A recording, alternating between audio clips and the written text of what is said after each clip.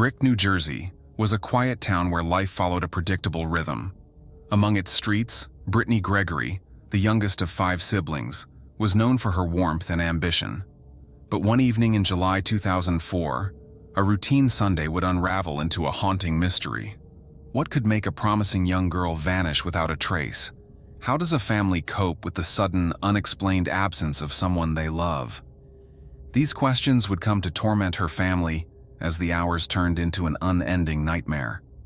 At just 16 years old, Brittney was thriving.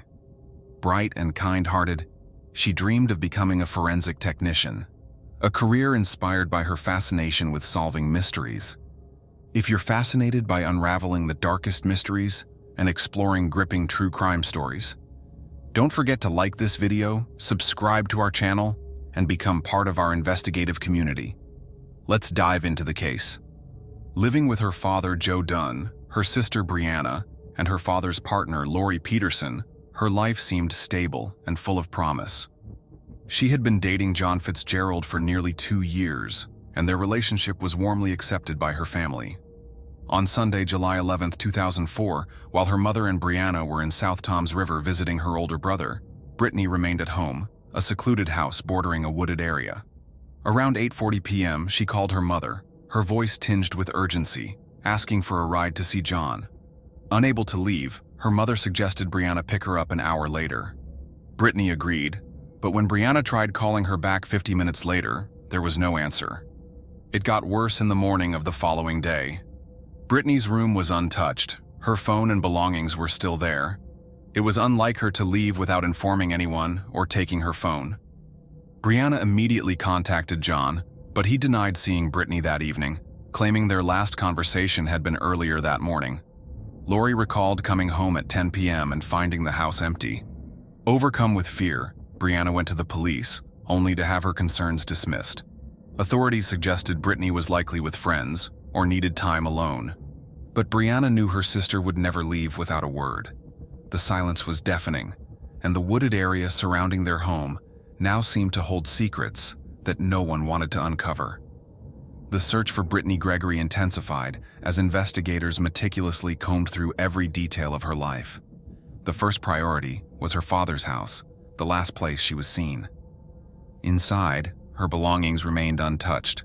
Her purse, wallet, and phone were all there. The eeriness of the scene was palpable. It was as though she had simply vanished into thin air. Despite this, no immediate evidence emerged, and those closest to her provided solid alibis. The focus shifted outward. Flyers with Brittney's photograph were plastered across Brick, each pleading for information. Neighbors were questioned, but their answers offered little clarity. One woman's account, however, caught the investigators' attention.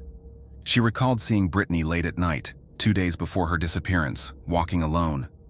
This behavior was out of character for a girl described as responsible and cautious. What could have driven her to wander the streets at such an hour? The police noted the detail but knew it wasn't enough to unravel the mystery. New leads arose when Brianna reluctantly admitted tension in Brittney's relationship with John. Arguments between the couple were frequent, and according to Brianna, her sister had been deeply upset after another quarrel that day. She intended to visit John that evening to reconcile. Intrigued, the police brought him in for questioning. Calm and composed, he recounted their last interaction, a phone call the morning of her disappearance.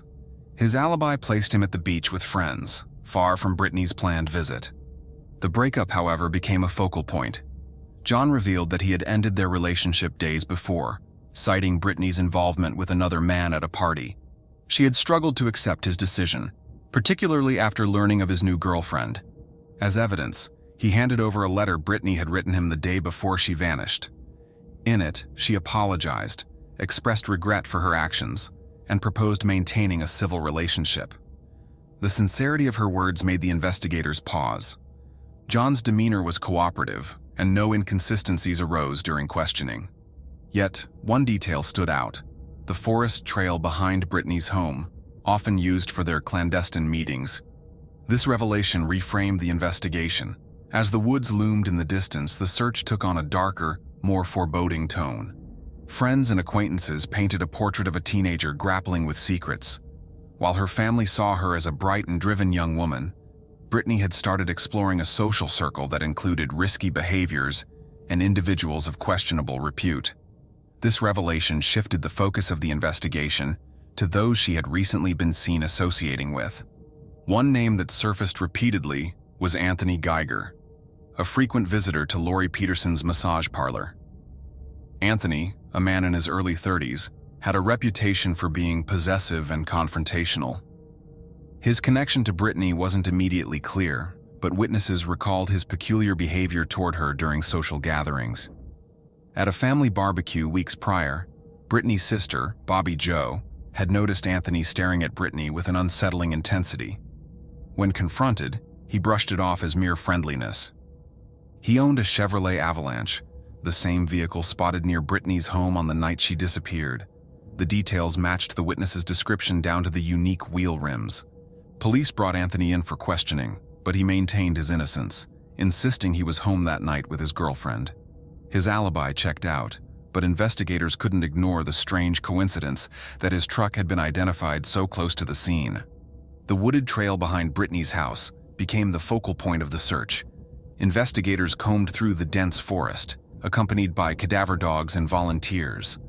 The search stretched into the third day before yielding a chilling discovery: a piece of fabric, torn and partially buried, that matched a blouse Brittney was last seen wearing. The item was sent for forensic analysis, further strengthening suspicions that the woods held answers. While the search continued, Anthony's behavior raised more questions. His visits to the massage parlor, combined with his interactions with Lori, hinted at a deeper connection.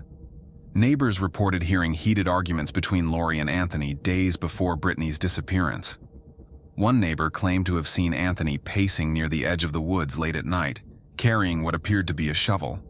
The tension around Anthony escalated, but without concrete evidence, he was released after questioning. The fragments of evidence collected pointed toward a web of connections involving Brittney, Anthony, and the people who frequented Lori's establishment. As the investigation pressed on, the trail grew colder, leaving the Gregory family clinging to hope, while investigators struggled to piece together the truth. As the investigation unfolded, attention shifted to Lori Peterson's massage parlor and its dubious operations. Neighbors had long suspected illegal activity within the house Brittney shared with her father, sister, and Lori. Business cards advertising her services circulated openly, and visitors frequently came and went. These observations, combined with suspicions of substance distribution, made investigators question if Brittney's disappearance was tied to someone associated with the parlor. While combing through Lori's clientele, the police uncovered a troubling name: Jack Fuller Jr. Known as an old family friend, he had attended numerous gatherings with the Gregory family. His connection to Brittney's incarcerated brother, whose fiancée was Jack's daughter, deepened the familial ties. Yet beneath the facade of familiarity, his past painted a far darker picture. With 50 prior convictions ranging from theft to possession of banned substances, his criminal history made him a suspect worth investigating. He had recently been released from a 5.5-year sentence, and his movements following Brittney's disappearance raised red flags. A call to the police station from an anonymous informant tipped officers off to his suspicious behavior. According to the informant, Jack had complained of back pain from digging in sandy soil.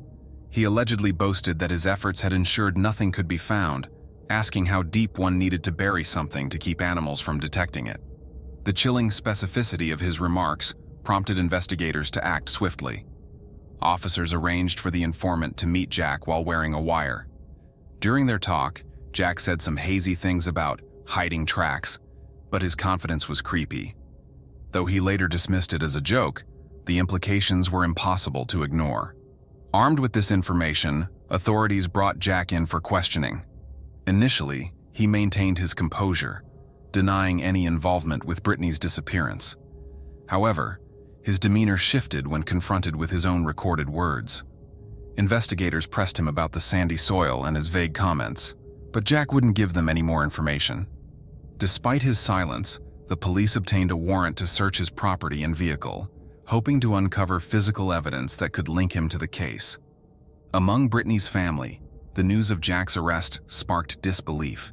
They struggled to reconcile the kind-hearted man who had attended family celebrations with the suspect now implicated in such a heinous crime. Brittney's mother, recalling how Brittney had once saved his life by summoning paramedics during an overdose, couldn't fathom how he could harm her daughter. Yet his long history of addiction and manipulation painted a picture of a man capable of far more than petty theft. However, his demeanor betrayed a simmering tension, especially when the conversation turned to Tommy Green, his childhood friend and frequent companion. Jack's claim that Tommy knew too much sent investigators straight to him. Tommy, visibly shaken during his initial questioning, denied any involvement. It wasn't until investigators played the recording of Jack's ominous comments that Tommy broke down, realizing the perilous position he was in. Afraid for his life, he finally agreed to cooperate, recounting the events of the night Brittney vanished. His testimony revealed a night of reckless behavior and growing danger. He and Jack had been driving through Brick, fueled by substances, when Jack decided to stop at Brittney's house. Tommy recalled he muttering about needing to pick something up. It was dark inside, and the door was open, an eerie detail that stuck in Tommy's mind. After a few minutes, Jack returned, not alone, but with Brittney. She climbed into the back seat without a word, her head lowered, hands clenched tightly in her lap. Tommy described the ride as tense and silent.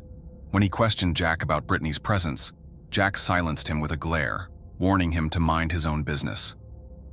They drove toward a wooded area on the outskirts of town, where Jack pulled over and ordered Tommy to stay in the car. Minutes passed like hours as Tommy sat in the vehicle, the muffled sounds of the forest surrounding him. When Jack returned, Brittney was no longer with him. He offered no explanation, brushing off Tommy's nervous questions with curt warnings. The following day, Jack's actions became even more suspicious. Tommy recalled being taken to a car wash, where Jack meticulously cleaned the interior and exterior of his vehicle. His aggressive behavior was noticed by employees, especially when they made a casual comment about how careful he was, and got an angry reaction. Forensic evidence later confirmed Brittney's DNA and sandy soil from the wooded trail near her home in the vacuum cleaner bag, recovered from the car wash. Jack's erratic behavior escalated when police moved to arrest him. Attempting to destroy evidence, he tried to set his car on fire, but officers intervened before significant damage was done. Inside the vehicle, more biological traces linked him to Brittney. Investigators also connected Jack to substance distribution and coercion of vulnerable individuals into criminal activities, further cementing his reputation as a dangerous figure. A patrol officer's account added another layer to the case. Days after Brittney's disappearance, Jack's car had been spotted parked near an isolated section of forest. When questioned, he claimed he was searching for a lost dog. This location became the center of a search operation involving law enforcement, volunteers, and specialized units, but it yielded no immediate results.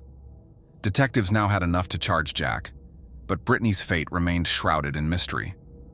Then, a new witness came forward. The woman, visibly distressed, approached investigators with crucial information. She described having spent months under Jack Fuller Jr.'s control, trapped by her dependency on the substances he supplied. During this time, she had observed his habits, his preferred routes, and the secluded locations he often referred to as his safe spots. One of these places, she claimed, was where he bragged that no one would ever find anything. Her testimony initially met skepticism. Investigators were wary of basing their efforts on the account of someone tied to Jack's criminal world. However, the details she provided were striking. She described the terrain, noting its loose, sandy soil, and mentioned Jack's struggles with digging in such conditions, a detail that matched an earlier informant's tip. Convinced of the lead's potential, the police mobilized a search operation in the vast area she described. The initial efforts proved fruitless, with the dense vegetation and sprawling terrain working against the search teams. However, forensic analysts compared the sandy soil found in Jack's vacuum cleaner to samples from the site. The match reignited the operation, and search dogs were redeployed. On July 27, 2004, their persistence paid off when they alerted handlers to a patch of ground where vegetation was noticeably sparse. Using long probes, investigators confirmed their worst fears. Beneath the surface lay a piece of jewelry, a necklace inscribed with Brittney Gregory's name. Forensic examination confirmed the remains were Brittney's, The condition of the body suggested a brutal end. Signs of asphyxiation were evident, accompanied by severe head trauma. While Jack's story claimed the incident arose from a conflict after she protested his substance use, investigators found numerous inconsistencies. His explanation, a fit of rage during a heated argument, contrasted starkly with the forensic evidence, which hinted at a far more calculated act. Facing overwhelming evidence, Jack consulted his attorney and accepted a plea deal, admitting guilt in exchange for a reduced sentence. The Gregory family, drained from the investigation, agreed to the arrangement to avoid the agony of a drawn-out trial. Brittney's mother, however, delivered a chilling statement. She did not want the maximum sentence for Jack, describing it as too easy. Instead, she wanted him to live out his days behind bars, forced to confront his actions daily. His sentencing brought some closure, but left lingering doubts.